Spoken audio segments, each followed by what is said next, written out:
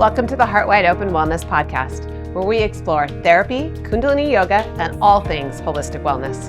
I'm Hannah Zachney, LMFT, International Retreat Leader, and Curious Human. Whether you're tuning into us via social media or any of the major podcast platforms, we're so grateful to have you here.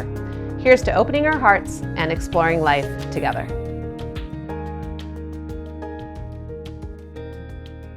Welcome to the Heart Wide Open Wellness Podcast. I am so excited that today we have Julia Ramirez, who I was lucky enough to meet at an event that I did with Warfighter Overwatch, where we've also had Fawn on the podcast, who was one of the founders of Warfighter.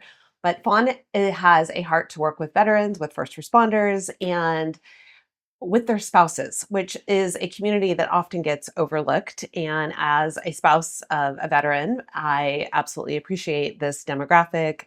And there was an event that I did where I came in and taught some yoga to some spouses with Warfighter, and Julia was at that event.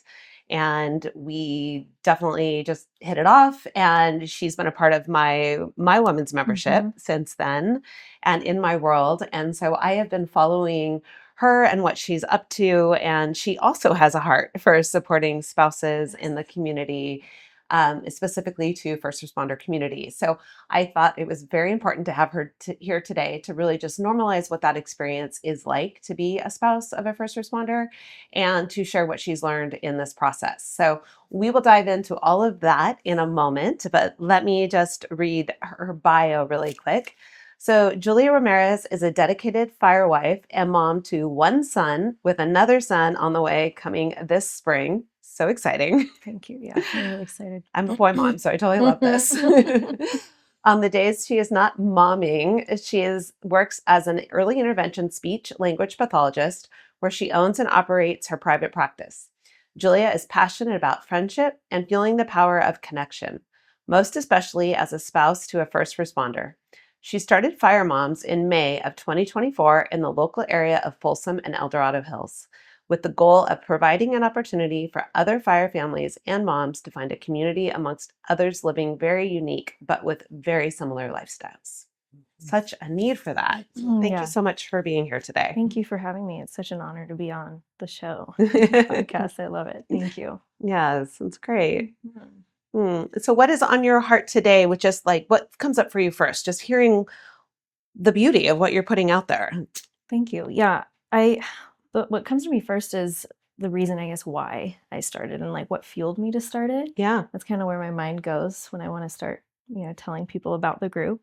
And it definitely started in a place of not so great, like I guess a darker place where things weren't going so well for me. And the transition of becoming a mom and being a fire spouse was not easy. Yeah. And I think now that I've kind of gotten out there and gone to other fire spouse groups and talked to other moms, it sounds like that's something that's very commonly shared, an experience that's commonly shared amongst a lot of people. Most struggle with that in that transition time. It was a big transition, especially becoming a new mom. And so during that time, I'd heard of all the fire spouse workshops, but I never really heard of a mom group yet. I know there's like some mom groups coming out that weren't specific to fire, but there was like some new mom groups coming up in the community, which were great, but I didn't quite have like the courage to go yet. I wasn't really ready, I don't think, to go yet. And so it all started, I went to a fire spouse workshop, and that's where I'd seen you speak, and connected with some other moms there. And there was like a wide range of, there's police there was like corrections there, a lot of fire there, and different ages, different phases of life. And there was someone there that I had recognized from a mom group. So it was nice to see somebody, my age and in my phase of life. And so that kind of sparked something in me a little bit. And then I got the courage to go to the mom meetup, the mom walk groups that we have in El Dorado Hills. And that was great. And I met there's a lot of fire moms that were there.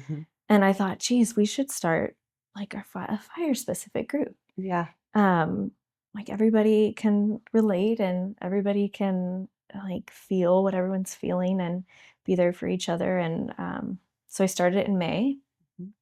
And It's been great. And it's grown a lot. And there were a couple times in the beginning where no one showed up.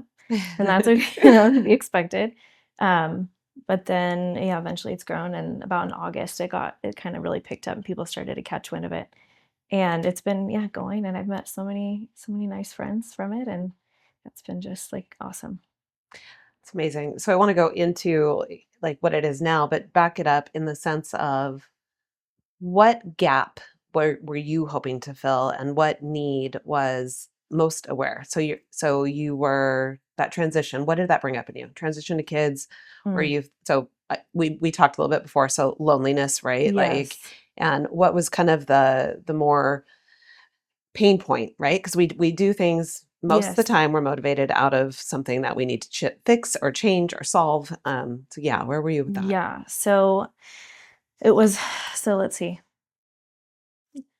As a mom, there was a lot thrown at me, like a new mom thrown at me at once, I Hmm. felt like. And then there were a lot of transitions within my marriage, just like within the parenting aspect. Like, how are these roles going to change? How are, like, Hmm. what do I, what am I responsible for now? What are you responsible for now? What's the expectations? And trying to Hmm. figure that out. And that was really difficult for my husband and I.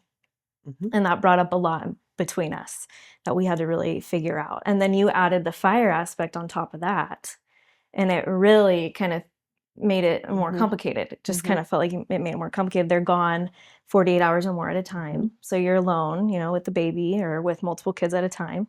And it's like a different mode you kind of have to switch into. So that was its own like stress and challenge to deal with. Hmm. And then just feeling like I didn't have, like, my parents aren't close by, like my support system really isn't close by. I have my mother-in-law, like I told you, is in Placerville. Hmm. But she works, so Hmm. I didn't feel like I had a whole lot of support to rely on. Hmm. So that was like another hole for me, and like kind of just feeling sad. And then the friends that I had weren't in this phase of life with me, Hmm. and they're working every day Hmm. and I'm at home, Hmm. so like coordinating dates and things like that to get together isn't easy. Yeah. And also, like, going out isn't easy either with a newborn, like to meet them out for dinner or something like that. So it's just the schedule just really changed. So there's just big changes. But I think what drove me to do the group the most, like that hole that you asked about, Hmm. I would say was just, I think I just was just sad. I was just like Yeah. feeling like I needed something. Like I just was trying, I was doing all the things like, oh, I should go out, get out on a walk. I worked out like multiple times a week and was doing all the things. But the thing that I was missing was the friendship. Yeah. Your mental health can't be well unless you have the friendship, and like vice versa. It kind of goes Yeah. hand in hand Yeah. for what I've kind of picked up. So, Oh, I couldn't agree more. And I mhm. think that it's not as well, it is a little bit more, but it's not well spoken to how kind of alienating, lonely, overwhelming it is when you have a baby, and it's very confusing because you think everything should be like celebratory and amazing, and it is at so many levels, but it's also it you're stuck to a different schedule. You Mhm. can't go do the things that you would normally do because it just like there is so much adjustment.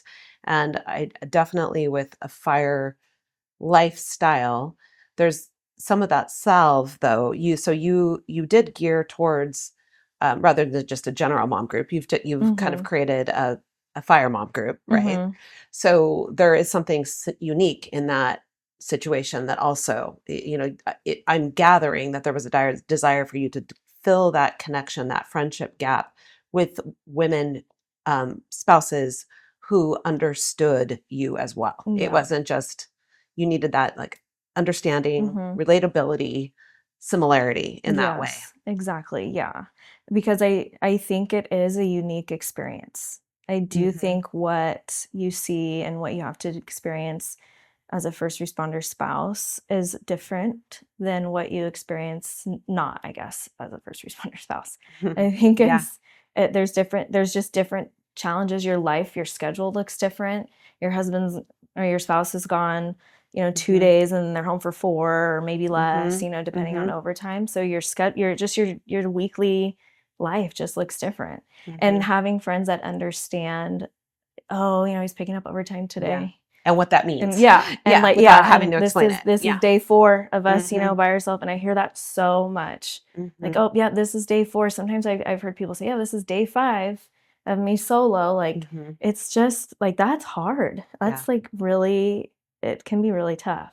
So having friends that are like, okay, yeah, if you need anything, give me a call. And we've gotten to that point now. I think it's gone on long enough.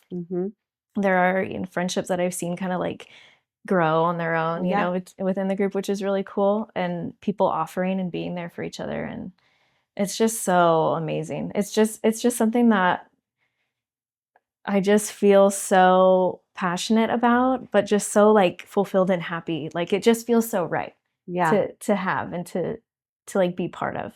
So yeah, I'm happy to like give to that as much as I can. And because of the way of what it does for me too. So what does your husband think about it? And what he think? Loves it. Yeah. And I try to do like family events too. So I try to get the dads together. So I feel like the dads need friends. They need friends too. The guys need friends too. They just go to, they go to work and they have their work friends. But I think it's important for them to have like more personal friends too. And I think that gets a little bit lost in fatherhood too. So that's been cool to see the dads kind of connect. And we like do like once a month, like a family group. It's great. And it's like good. It's good for them. And I think it's cool to see like the kids all together and all the families together. Yeah. Could you kind of explain what you have created, like what you were doing? I'm sure it's going to expand and expand and expand on what you're doing, but what do you kind of do at this point? This point, like what does it look like? So I'll do one event a week. I try to do at least 4 a month. Sometimes I'll do like 5. I think maybe I've done 6 in a month, just depending on how many weeks there are. But it'll be like a play date at the park or in there's a really cool indoor playroom that we have here too that we'll meet up if it's raining. And then we'll do a mom's night if time allows, and then a family night. Always a family night at least once. That's great. A month. Yeah. So yeah, 3 play dates, a mom night, and a family night. I think sometimes, tell me what you think about this. I think sometimes people think I shouldn't have to organize my friendships this way, or I shouldn't have to like structure that like it should just be organic, or it should just happen, or something like that. And I have found in my life that is not true. I mean, I've created the membership that you're a part of from, I think, many of the same reasons that you have done in a way. And I think that we are in a time in this world where things just go so fast. And if you aren't very, very intentional about setting up time with people, few of us are good at keeping those relationships going, and just having, and it's also a way of prioritizing relationships, right? And saying, I want this amount of connection in my life on a routine basis. Yes. And that's interesting you say that, because that was brought up with Simon Sinek, that podcast. Yeah. How we, in our culture, in our society, it just like isn't taught to prioritize friendships the way that we would prioritize like a relationship. Like a romantic relationship. And I think, but it's just as important, that's coming out of the science, how important it is to have these friendships. And I think that you're right. We do have, just like we have to work on a relationship, a romantic relationship, or with our spouse or in our marriage, you have to work on your friendships too, and put an energy towards that too. And I think that putting things aside, like setting aside time and organizing time, is a great way to do it, and it helps everybody. If one person's willing to do it, everyone benefits from it. Yeah. So for sure. What have you learned about friendship, just personally? What's a lot of things. Let me see what's most important. Like within this group, like since starting the group. Yeah, since putting yourself in this way, and then and I have another question that's bubbling. So answer that. Okay.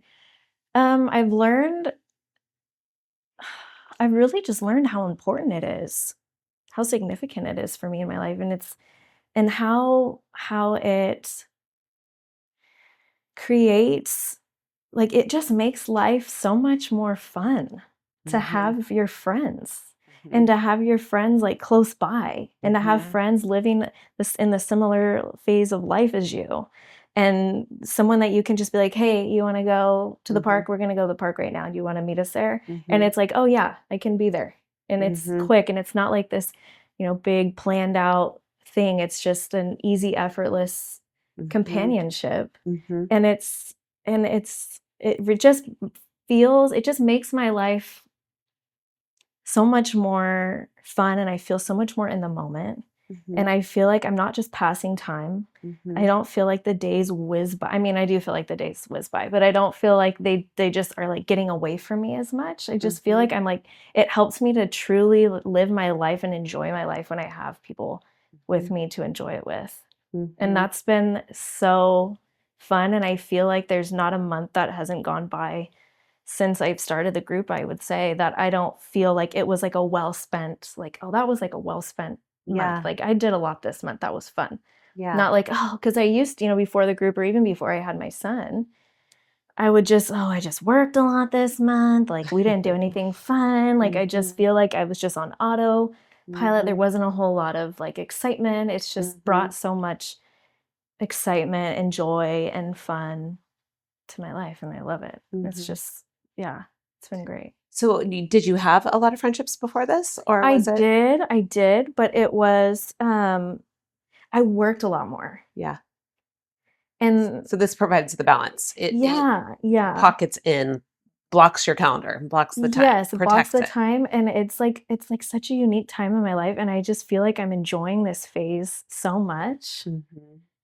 And I just feel like one day I'm going to look back at this phase and be like, man, those were the days. That was so fun. That was so fun when all of our kids were this age and we had the time and we went out and we went to the park, and it's just, yeah. So, I mean, things will, unfold and be great, I'm sure, as time goes on too. But this phase has just been really fun. And before, I did have friends, but it just wasn't quite the same, I guess. I don't know how to explain it. Yeah. I worked more. I didn't have, and then like when my husband would be at work, it would just be me. Like I would just be at home by myself. And my life just looked so different. And my priorities were just so different. And like the way I spent my time was just so different. I wasn't as intentional with my time, I don't think, actually. Listening to you, you literally light up when you talk about it. You also are glowing because you're beautifully pregnant. But you really do have that glow, and you are very grateful when, I can see this like gratitude for where you are in your life and like what you get to do in your life right now. So it's a little infectious. It's not shocking to me that the spouses are joining and saying, I want to come back, because that's a beautiful energy to be around. Oh, thanks. But it's more than like what you're doing with your life, though. It's how it's making you feel, and how it's making it so present. It's making you feel, and so I'm picking out, it's making you feel present, like connected in your life in a way that you can just really be there. Yeah. And that, I think everyone wants that, especially when your kids are little. Yeah. You want to be like, I want to soak up every moment. Yeah. And what can we do? I should take them here today, or let's do this. You want those memories. Yeah. And I just feel like having a group like this, or multiple, there are a lot. I feel like we're really lucky actually within Folsom and El Dorado Hills. Yeah, there are a lot of mom groups and groups and things to do. So you could fill up your week with social events. And it's not everyone's thing to be social and get out, but I love it, and it's just super fun. What do you think that the fire moms, like moms, what have they? Well, let's start with this. There's a lot of people that have anxiety around this kind of stuff. Yeah. Or feel an immediate sense of rejection, or they're scared that they won't be approved of, right? And so how do you work with those kinds of people that are in that space? I'm definitely there, so I can relate to that. I remember starting on Instagram to follow the mom groups, the El Dorado Hills mom group and the Folsom mom group, and thinking like, oh, that looks so cool, but I just don't have, making an excuse, but really it was just, I wasn't ready. I wasn't really ready to do that, to go and be vulnerable yet, and go and make friends and stick my neck out there and, try to talk to somebody. And whatever. I think that just because of all the things maybe going on in my personal life at that time, and the transitions, just wasn't really ready. And, so I get that feeling, and the anxiety, because the first few times that I would go, oh my gosh, like my chest would just be pounding, like I would be sweating. I was nervous to go and make friends and talk to people. I wasn't really, I don't know, I feel like sometimes I get into social shape You know what I mean Yeah, I by do. that? Yeah. Mm-hmm. Sometimes, like when I was working a lot, I was like in really good social shape. And then I was home with my son and learning to be a mom, and Mm-hmm. I stopped really going out and working as much. And I got out of social shape. So talking and starting a Mm-hmm. conversation felt really hard. Mm-hmm. Um, but now I'm back to like, I feel like How I'm in did you really good support social yourself shape. in that? Because I think these are the, we could say, oh, it's, of course, you need friends and just simplify it. And it's not that, I think it's pretty common. Like the more connections are useful in our health and our well-being and our sense of satisfaction in life, right? Mm-hmm. But the details of it is really complicated Mm-hmm. because it is really hard to show up, especially on days when you feel insecure or you're second guessing yourself or something's happened or, what have you, can you speak more about like that, especially starting something? I think one of the Mm-hmm. beautiful things of starting something though is, and we talk about it a lot with the people that come in here to the podcast, because they kind of all put themselves in a situation where they've created a container that they're kind of running the program. So they are now by default accountable to themselves and they're accountable to they have to show up. Mm-hmm. Right. So you, in some way, have put yourself in that position where it's like, you got to show up for these women because Yeah. you've now made the commitment to do Yes. so. Yeah. I mean, you could speak to that, but then also how do you help, or what do you witness with other women who do struggle? Because this is such a common struggle that we don't really give enough attention to Mm-hmm. sometimes. Mm-hmm. Well, ways I try to support, I would say I try with my social media posts to post things that are encouraging. Mm-hmm. And I try to be intentional about what I do put and what pictures and things I put out, Mm-hmm. because I don't want to make it feel clicky. Like Mm-hmm. we've already, we have our group and look how fun it is. Like this is, and it's the same people every time. Yeah. And, I try to be really intentional with like what I say and what pictures and things I post. And I want it to look fun and I want it to look inviting and seem authentic and genuine, and not, I try to send this message that if you come, you will enjoy yourself, and it's easy, and we're just chilling at the park. Yeah. And you can, even if you come to the park and you don't want to say hi and you're just like scoping us out, you can do that. It's just something that's easy. And I don't want to make it, even the events, like planning the events, I try to be intentional around. Like I want to make these events like fairly easy for people to feel like they can come. Like, oh, that's not too daunting for me to do. So that, and then lately I've taken clips from other podcasts of things that they've said about friendship and about being vulnerable, and getting out there, and like how to like things to say, like icebreakers and things, to try to give people like plant little seeds, I guess. They get little seeds. Yeah. So one thing that I have happen to me all the time with what I do is people will say, you kind of alluded to this, so I think it might happen for you too, is they'll say stuff like, I actually have been kind of keeping track on what you've been doing for a long time. It took me a long time to actually come, but then they're so excited when they do, and they, but that kind of speaks to those nerves that they have, and the way that they get in their own way to get there. With some of those people that I'm sure have broke that ice and have been in, what do you notice their lives improving? Like how are they shaped by the experience of friendship? We had someone come the other day that this makes me think of this experience, and it was her first time. And when she left, she said, "This was so great. I can't believe I haven't come out yet before. Like this was just so nice to get out. I haven't gotten out of the house with my son, and like since he was born, and this has just been like so awesome. I'm definitely going to come back. Like just to be out and pass this time and pass the morning this way it's been so fun." And she was just, you could tell she was just so happy that she came. Yeah. And that I'm sure she had thoughts of, oh, maybe not today, maybe today's not a good day. But she did. And she didn't have any regrets. And yeah.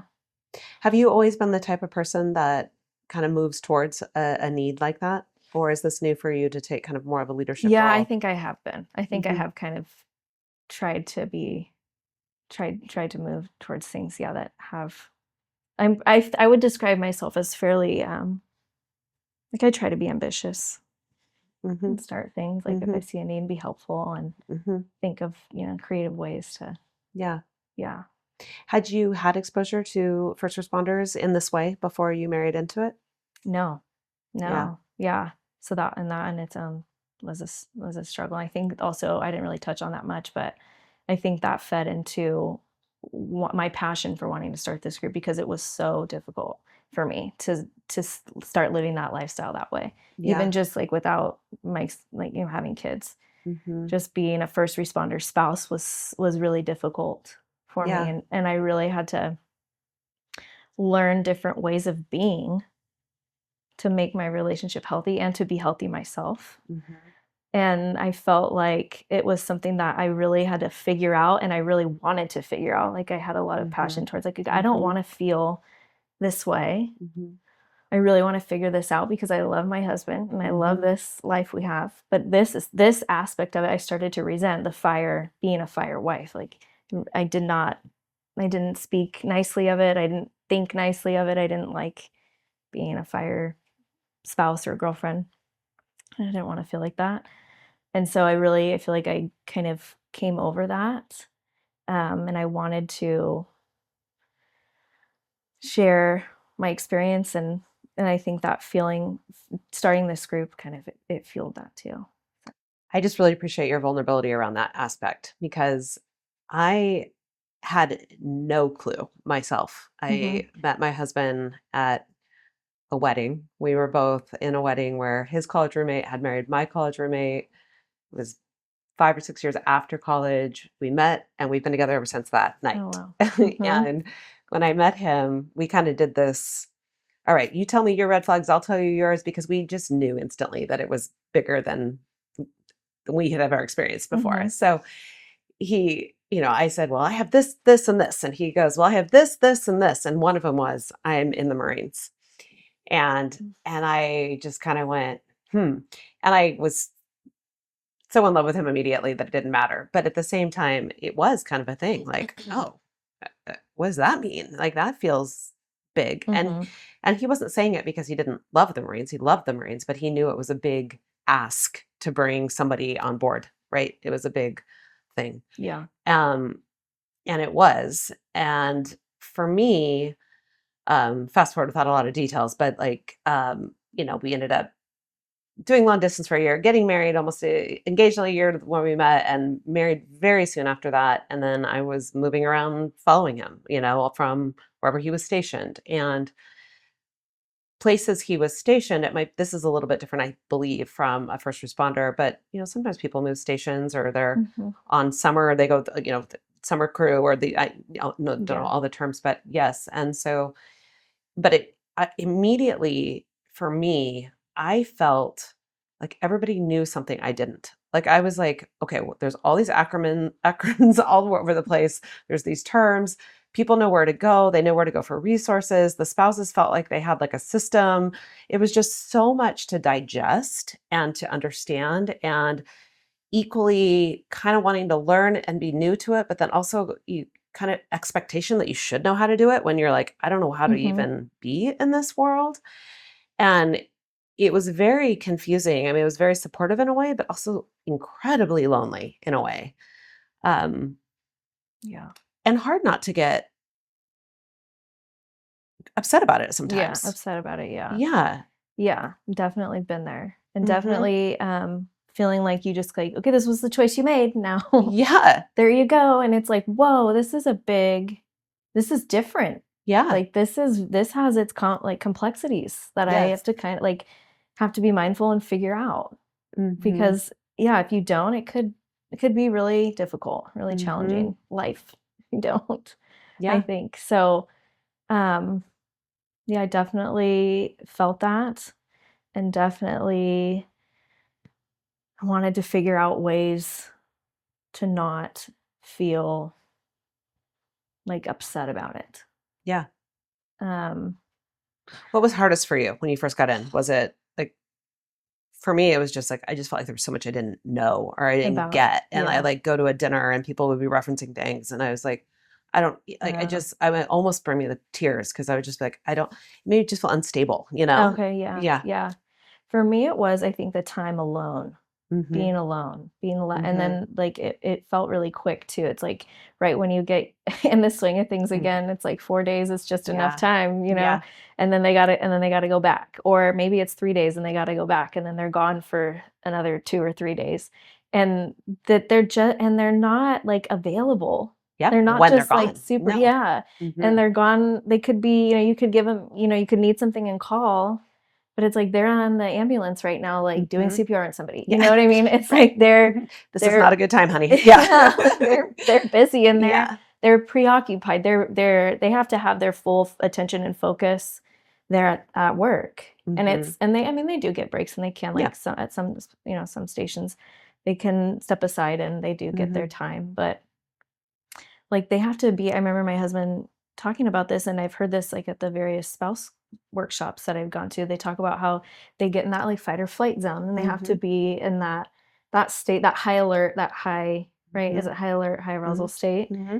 at work, and they're operating in this different part of their brain, and Mm-hmm. then they get off shift and they have to work their way back down, and then they have the crash, and Mm-hmm. then you Mm-hmm. and you're there with them through that, and you're so excited to Mm-hmm. see them, and they get home and they're just like, yeah, and they tend to still kind of be up a little bit because they're Mm-hmm. still coming off that adrenaline, Mm-hmm. and then they get home and then they eventually just crash, and they're just like, it can be a variety of things, and you just Yeah. don't know what you're going to get. And I think Yeah. dealing with that transition, the transition home, is really hard because you're looking so forward to seeing them, and you've been Mm-hmm. alone for Mm-hmm. 48 hours, and you can't wait to get back and go do something Mm-hmm. together, and Mm-hmm. they're just like, They need to I'm not in recoup. the mood. And Yeah. yeah. And accepting that, and figuring out, okay, I'm so excited to see you, but you're really tired, and being Mm-hmm. okay with that, or figuring out, I guess, having your plan Mm-hmm. when your spouse gets off shift. Mm-hmm. What is it going to look like for me? What is it going to look Mm-hmm. like for you? Mm-hmm. Checking in. How are Mm-hmm. you feeling? What's your number? Mm-hmm.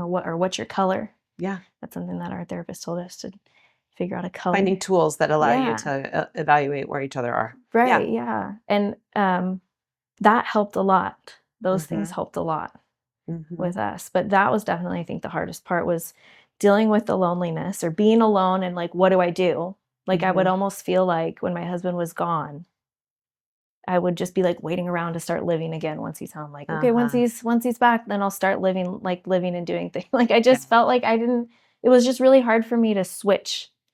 And then, of course, yeah, then the transition home, you're so excited to see them, but they're just not quite ready to engage in that way yet. Yeah. And then just, you never know what you're going to get. You don't know what they went through Mm-hmm. on shift, and what they saw, or what they had to do. Maybe it was a really easy shift. Maybe it was a shift where it was back to back to back, Yeah. really intense calls.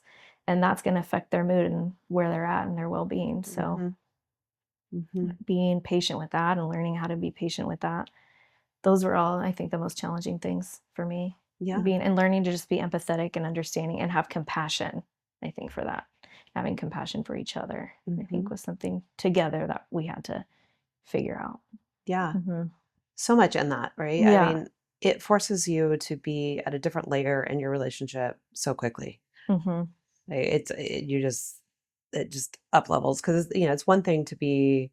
It's hard enough to be in a relationship sometimes, just in life, and everybody has their challenges. So that is true. Everybody has a hard time, but if you're adding that kind of the come and go of the separation too, I think that's a really big deal for just for inner stability for the person that's left behind too. Mm-hmm. And then almost like a witness trauma from witnessing your spouse go through all of these things, and wanting to be there for them, but then also in your own experience of it. Yes. I think that's the piece, that having people around you that are going through it, when they say, I'm on day 4, it means all the things you just said. Mm-hmm. It doesn't mean I'm on day 4. Mm-hmm. It doesn't just mean I'm on day 4. Yeah. Yeah. And that's what I have found with this group it's been a nice, almost like, I don't want to say escape, but kind of like a nice option.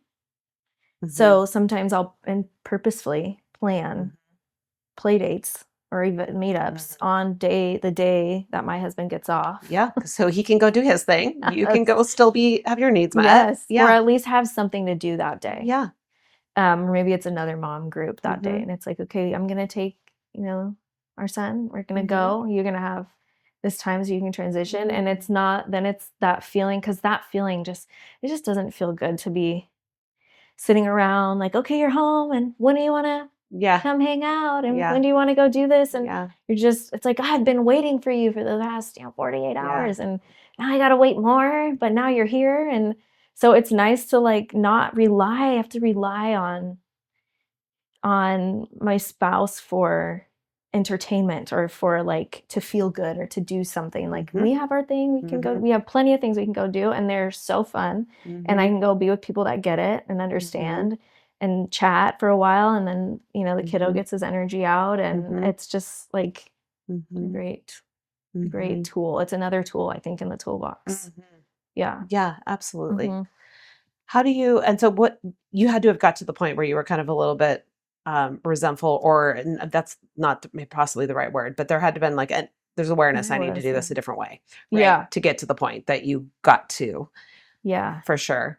And I think that one of the things about that you're kind of referencing is just, with having a partner in your life, or even just people, friends, even friends, you don't want to have everything rely on a friend. You don't want everything to rely on your kids, on your husband, on your partner, whoever it is, right? Like, it's just like we have an interesting culture where it takes a village in reality. And sometimes we think, well, it takes a village, but I've got these four people, and that's kind of not fair to the two, three, four people, right? Yeah. Because it's too many roles for that one person to fill. Mm-hmm. And I think you've Exactly. done a really beautiful job at acknowledging that. And I think you're providing grace for the people that are in your life, and allowing the women and spouses that are coming into your groups to also embrace like this grace of, I don't need to put so much pressure on any one person in my life to fill all these roles.